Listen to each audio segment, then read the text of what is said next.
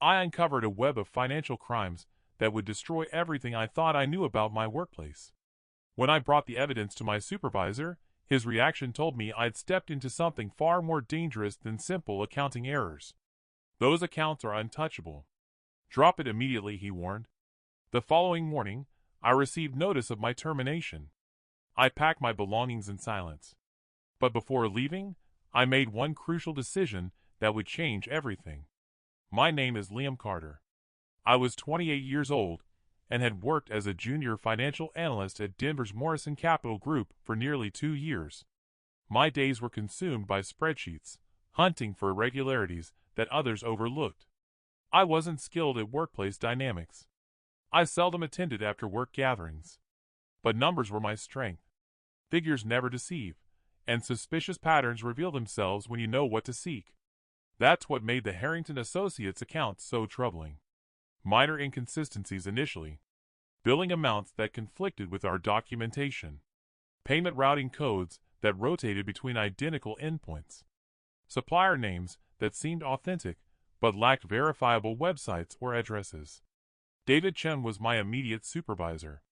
Premium corner office. Costly golf equipment displayed against his bookshelf. When I approached his door that Tuesday afternoon, documents in hand, he gestured me inside without lifting his gaze from his monitor. "What's the issue, Carter?" I set the folder before him. I discovered irregularities in the Harrington files. His attention shifted to the folder, then returned to me. Irregularities meaning what? I indicated the marked sections. These transfers are processed through phantom entities. Identical routing sequence, identical inflated sums. It's organized. David examined the pages, his demeanor growing stern with each sheet. Upon closing the folder, his hand remained on it. Extended silence. "Those accounts are untouchable." "Drop it immediately," he stated. I offered no resistance. Simply acknowledged. Understood. What he couldn't know was my digital copies of everything. His tone suggested I'd require them. The following morning, Sarah from personnel summoned me. The organization was restructuring. My role was being discontinued. Nothing against me personally. Severance would be deposited. Clear your workspace by midday. Nobody acknowledged me while I gathered my belongings. Strange how rapidly invisibility sets in. I'd relocated to Denver 3 years prior after completing my master's in financial analysis. My grandmother's inheritance covered my educational debt, but little beyond. She constantly reminded me, "Trust your instincts, Liam. Numbers don't deceive, but people certainly do." She'd cared for me following my parents' fatal collision when I was 12. Morrison Capital Group wasn't my ideal position, but it was a respected company with solid standing. I maintained focus, worked extensive hours, and established myself as dependable, though unremarkable. David recruited me personally, claiming he appreciated my thoroughness. "People overlook details," he mentioned during our interview. "I require someone who doesn't." Reflecting now, warning signs existed. The Harrington Associates accounts were restricted. Only designated personnel managed their transactions. Inquiries about their investments were redirected or answered vaguely. Once I overheard David saying, "No, nobody's questioning anything. It's managed precisely as we arranged." I dismissed those indicators. I was constructing something meaningful. Recognition, advancement, financial security. I wanted no complications. There was a senior analyst, Rebecca Martinez, who worked in oversight 2 levels below. We'd encountered each other periodically in common areas. She had a reputation for being thorough, even formidable. Once she'd visited my workspace to verify a discrepancy I'd identified in another account. "Excellent observation," she commented, surveying my cubicle with its organized document stacks. "Not everyone examines things this carefully." "Simply fulfilling my duties," I'd responded. She'd observed me momentarily. Continue that approach. Then she'd given me her contact information. "If you encounter something questionable, I'm available." I'd stored her card in my wallet behind my identification. Never imagined I'd use it. Another warning I'd ignored. 2 months earlier, another analyst, Marcus, had been dismissed. Suddenly, Office speculation suggested he'd been questioning certain accounts excessively. I'd assumed he'd committed some significant mistake. Now, I wondered if he'd discovered what I'd found. The day before my discovery, David had invited me to lunch. Unprecedented. He'd never done so previously. He inquired about my professional aspirations, my satisfaction at Morrison. Mentioned I showed promise. Looking back, I believe he was evaluating me, determining if I could be relied upon for silence. I failed his assessment unknowingly. The morning following my dismissal, I sat in my apartment examining my computer screen. I'd sent copies of the Harrington files to my personal account before departing. Not the wisest legal move, but instinct told me something significant was occurring. I developed a tracking sheet for all flagged transactions. Across 6 months, over $4 million had moved through those shell entities. I hadn't grasped the complete scope at work.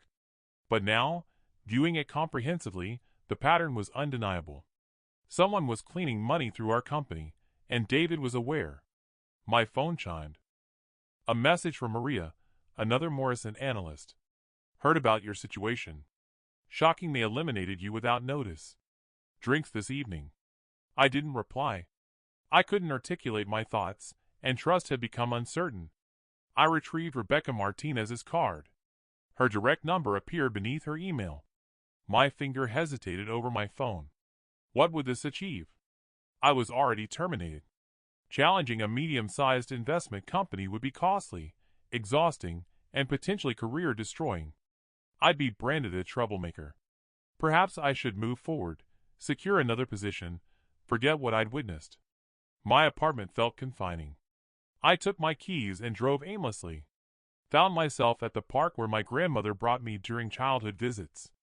I occupied a bench watching runners pass, dogs pursuing frisbees. Trust your instincts, Liam. I could almost hear her words. What did intuition tell me now? That wrongdoing was happening. That wealthy individuals were violating regulations and harming others, that David had chosen his allegiance and it wasn't righteous, and then I faced a decision. Upon returning home, I printed all documents, 317 pages. I arranged them chronologically, added sections for each suspicious client, and composed a summary of my findings. Then, I placed everything in a large envelope. I no longer felt anger, just clarity, determination. I sent one message to Rebecca Martinez. Brief and direct. I found something requiring your attention. Can we meet tomorrow? Her reply arrived within 20 minutes. My office. 9 in the morning. That evening, I slept more peacefully than in months. Rebecca's office was smaller than anticipated. No window, just walls covered with filing systems and regulatory texts. She indicated the chair opposite her desk as I closed the door. I'm no longer employed here, I said, placing the envelope on her desk. But I believe someone should know about this. She didn't open it immediately. Explain what I'm examining first. I described my discovery. The shell entities, the routing sequences, the inflated billing, how David had ordered me to abandon it, and my termination the next day for restructuring purposes. Rebecca's expression remained unchanged while she listened. When I concluded, she opened the envelope and began reviewing the documents.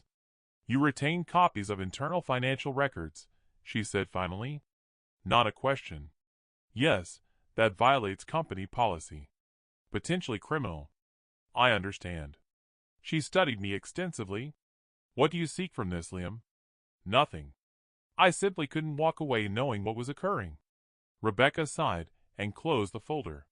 I'll investigate, but I can't guarantee anything. She placed the envelope in her desk drawer. And you should understand this could severely impact you. I stood to leave. I understand. Do you? Morrison has influential clients and costly attorneys. If you're correct about this, people will lose positions, possibly face imprisonment. They'll fight ruthlessly. They already dismissed me. What more can they do? I received my answer 3 days later. A certified notice from Morrison's legal department arrived at my apartment. They accused me of stealing proprietary information, violating confidentiality, and defamation. They demanded immediate return of all company documents and signing a statement retracting any accusations I'd made about misconduct. The letter concluded with a barely concealed threat. Non-compliance would result in pursuing all available legal actions. That afternoon, my phone rang. Unknown caller. Liam, it's David. We need to discuss this. My pulse quickened, but I maintained composure. I don't believe that's wise. Look, things escalated unnecessarily. I know you're upset about losing your position, but this isn't the appropriate response. If you abandon this now, we can arrange something. Maybe even reinstate you. What team would that be, David? The one that ignores clients laundering money. Silence on the line. Then you have no understanding of what you're discussing or who you're confronting. These individuals, he stopped himself. Just meet me for coffee. 15 minutes. No, thank you. You're making an error, Carter. A significant one. After ending the call, I contacted an attorney. The consultation cost nearly a full day's previous salary, but I needed to understand my position. The lawyer, Patricia Hoffman, specialized in corporate whistleblower matters. She listened to my account without interruption. You've placed yourself in a vulnerable position, she said when I finished. But if your claims are accurate, whistleblower protections exist. The challenge is proving retaliation when they've framed your termination as restructuring. So I should retreat. Let them succeed. She leaned forward. I didn't suggest that. I said it's vulnerable. We'll need additional evidence connecting your termination directly to your discovery. Leaving her office, I noticed a dark sedan parked outside my building. The same vehicle had followed me from the lawyer's location. Could be coincidental, could be paranoia, or it could indicate I'd stumbled into something much larger than I realized. That evening, I couldn't sleep. I kept considering David's words. These individuals. Who frightened him? The clients? Someone within Morrison. I opened my laptop and researched Harrington Associates more thoroughly. They were a private investment company with holdings in property, developing markets, and several sectors I'd never encountered. Their president was Robert Harrington, a man who rarely appeared publicly and maintained no social media presence. The company website was polished but vague about their actual assets.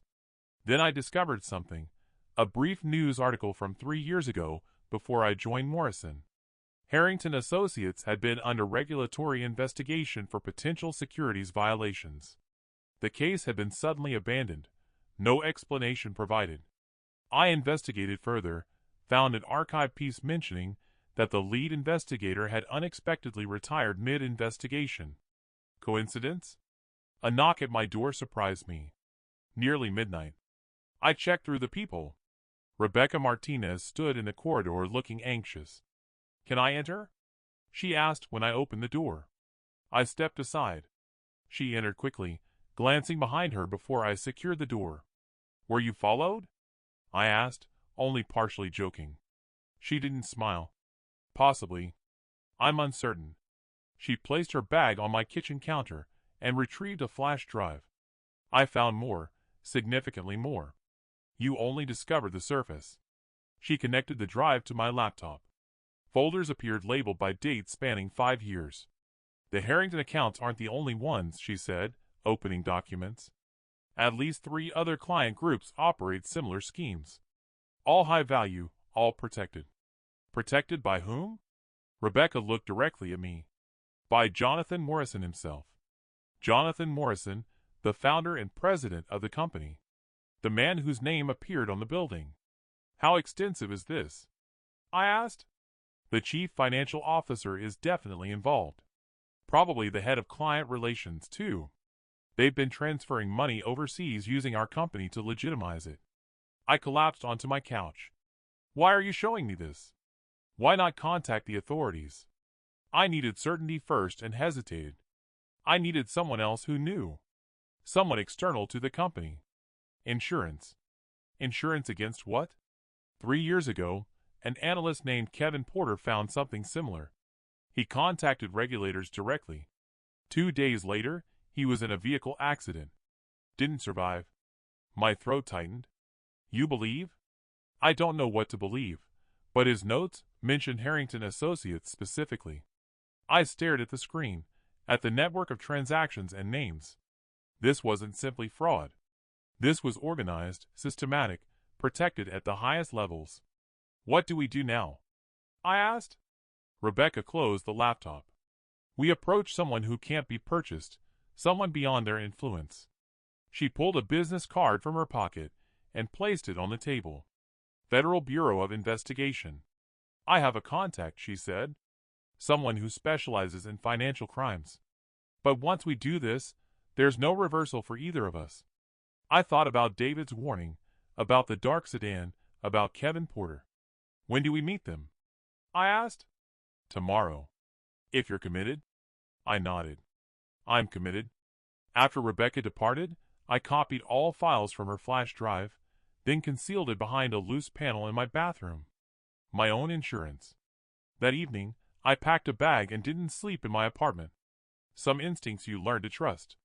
The FBI office was unmarked, located in a nondescript government building downtown. Agent Karen Thompson didn't resemble movie FBI agents. No formal attire, no stern demeanor, just a woman in her 40s with practical footwear and weary eyes. Tell me everything, she said. From the start. For the next 2 hours, Rebecca and I presented what we knew.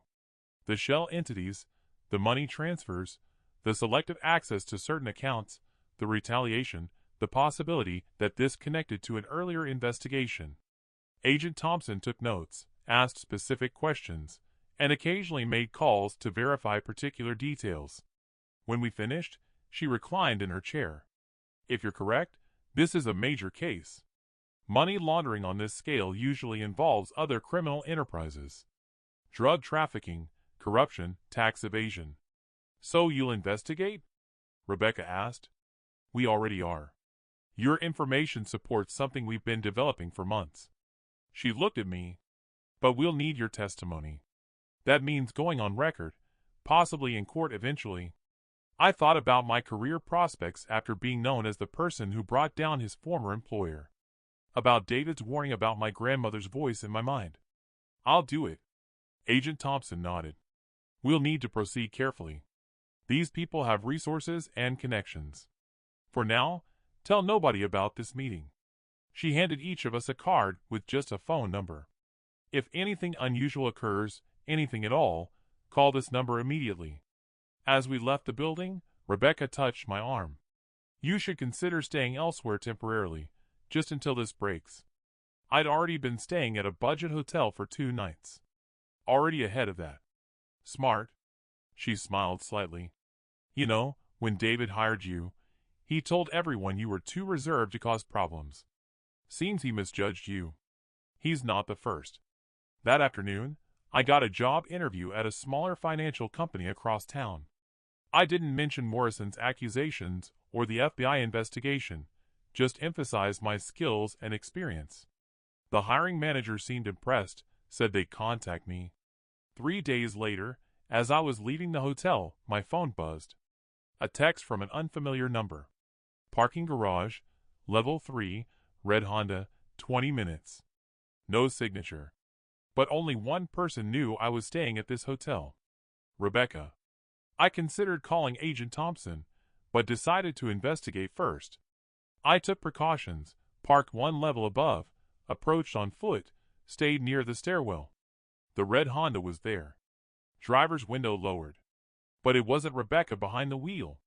It was Marcus, the analyst who'd been fired before me. Get in, he said quickly. I hesitated. Please, it's about Rebecca. I slid into the passenger seat. How did you locate me? Rebecca told me where you were staying yesterday before they detained her. My stomach dropped. Detained her who? Morrison Security. They're claiming she stole confidential client information. She's being questioned by their legal team right now. He ran a hand through his hair. Look, I know what you both found. I saw it too, 6 months ago. That's why I got fired. Why are you here now? Because Rebecca helped me when nobody else would. And because what's happening at Morrison is larger than we thought. He handed me a USB drive.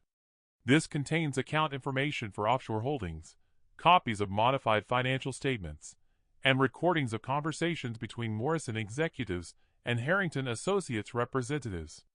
Rebecca managed to retrieve it before they secured her computer. I stared at the small device. Why not take this to the FBI yourself? Because Morrison has people everywhere, even in law enforcement. Rebecca thought you might have a contact we could trust. He looked at me. Do you? I thought of Agent Thompson, her weary eyes, her immediate recognition of what we'd brought her. Yes, I said. I think I do. I called the number on Thompson's card for Marcus's car, told her what had happened to Rebecca. Within an hour, we were in a different FBI office with different agents creating a secure copy of Marcus's files. By evening, things moved quickly. Rebecca was collected by FBI agents as she left Morrison's offices, ostensibly for her protection. Warrants were being prepared, and I was being moved to a secure location until everything broke. The last person I called was my lawyer, Patricia. They're making their move tomorrow, I told her. I need you there with me. I'll be there, she said. And Liam, whatever happens, you did the right thing. That night, alone in an anonymous hotel room provided by the FBI, I thought about how quickly life can change. 3 weeks ago, I was just an analyst doing my job. Now I was at the center of what Agent Thompson called one of the biggest financial fraud cases of the year. I didn't feel scared anymore, just ready. The raid happened at 9:03 a.m. on a Tuesday. FBI agents entered Morrison Capital Group through every available entrance.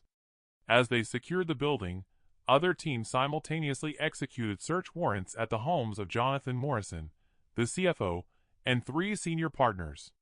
They also arrived at the Harrington Associates headquarters in downtown Denver. I watched from Agent Thompson's car parked across the street.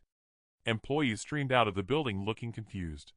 Some were being interviewed by agents on the sidewalk. Others just stood in groups checking their phones trying to understand what was happening. Then I saw him, David Chen, being escorted to a black SUV. No handcuffs, but clearly not going willingly. His face was tight with anger or fear. Maybe both. He's cooperating, Agent Thompson said beside me. First one to flip, trying to cut a deal. Of course he was. I almost laughed. David looked up as the SUV pulled away from the curb. For just a moment, our eyes met through the 2-car windows. He didn't look surprised to see me, just defeated. By afternoon, the news had broken nationally. Major investment firm raided in fraud investigation. The coverage mentioned a whistleblower who had uncovered the scheme. My name wasn't public yet, but it would be soon. Rebecca called me from her lawyer's office. They're offering immunity to lower-level employees who cooperate. She said the executives aren't so fortunate. Jonathan Morrison was arrested at his home. They found shredded documents in his fireplace. What about Harrington Associates? Robert Harrington is nowhere to be found. Left the country last week, apparently, but they've frozen the company's assets. 2 days later, I sat in a federal prosecutor's office going through my testimony again. The evidence was overwhelming, the documents Marcus and Rebecca had saved, my original findings, banking records seized in the raid, and now statements from at least 6 Morrison employees who had witnessed parts of the scheme but been afraid to come forward. The prosecutor, a serious woman named Helen Lawrence, closed her folder. Mr. Carter, your testimony is crucial to this case, but I want you to understand what you're walking into. Defense attorneys will try to paint you as disgruntled, incompetent, or motivated by revenge. It won't be pleasant. I understand. Are you prepared for that? I thought about David's warning, about Rebecca being detained by Morrison Security, about Kevin Porter, who might have been silenced permanently. Yes, I said. I'm prepared. The first indictments came down a week later. Jonathan Morrison, the CFO, and 2 senior partners were charged with multiple counts of fraud, money laundering, and conspiracy. David was charged as well, but with lesser charges, thanks to his cooperation. The morning the indictments were announced, I received a job offer from the firm I'd interviewed with earlier. They'd heard about my role in the case through industry channels. The offer came with a significant raise and a direct message from the CEO. We need more people with integrity. I accepted. The last piece fell into place a month later. A letter arrived from the regulatory whistleblower program. Because my information had led directly to successful enforcement action, I was eligible for a substantial reward, 15% of the penalties Morrison would pay. The estimated amount made my eyes widen. I wouldn't have to worry about money for a very long time. That evening, I visited my grandmother's grave, placed fresh flowers by her headstone. "You were right," I said quietly. "Trust your instincts." I could almost hear her laughing. 6 months after the raid, I sat in a coffee shop downtown reviewing quarterly reports for my new employer. My phone buzzed with a news alert. Former Morrison CEO pleads guilty in fraud case. Jonathan Morrison had finally accepted a plea deal. He was facing 7 to 10 years in prison, and the company that bore his name no longer existed. Its legitimate assets had been acquired by competitors. Its reputation destroyed. I closed the alert and returned to my work. The scandal had faded from the headlines, replaced by newer crises and controversies, but its effects lingered in stricter regulations, industry-wide compliance reviews, and occasional mentions in business school ethics classes. David had received a suspended sentence in probation for his cooperation. I'd heard he was working at his brother-in-law's insurance agency in Nebraska. He tried to contact me once, sent an email that began with, "I hope you understand." I hadn't finished reading it. Rebecca had landed on her feet, recruited by a regulatory compliance firm where her experience was highly valued. We met occasionally for coffee, bound by our shared experience, but not quite friends. Marcus had moved to Seattle, started fresh with a tech company that had nothing to do with finance. And me. I was doing well. The new job challenged me in good ways. My boss valued my attention to detail, my unwillingness to look the other way.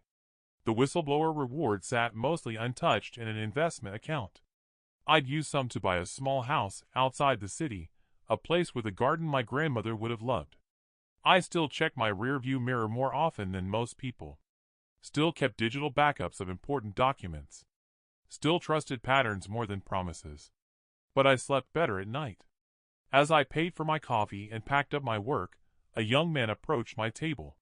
Early 20s, nervous energy, clutching a portfolio. "Excuse me," he said. "Are you Liam Carter?" I nodded cautiously. "I'm Jason. I just started at Meridian Financial, my new employer. They told me I should talk to you about their compliance protocols, that you're the best person to explain why they matter."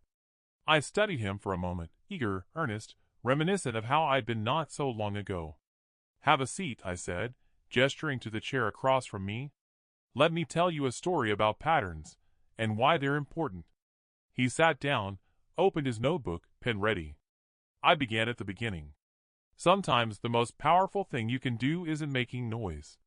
It's simply refusing to look away when everyone else does.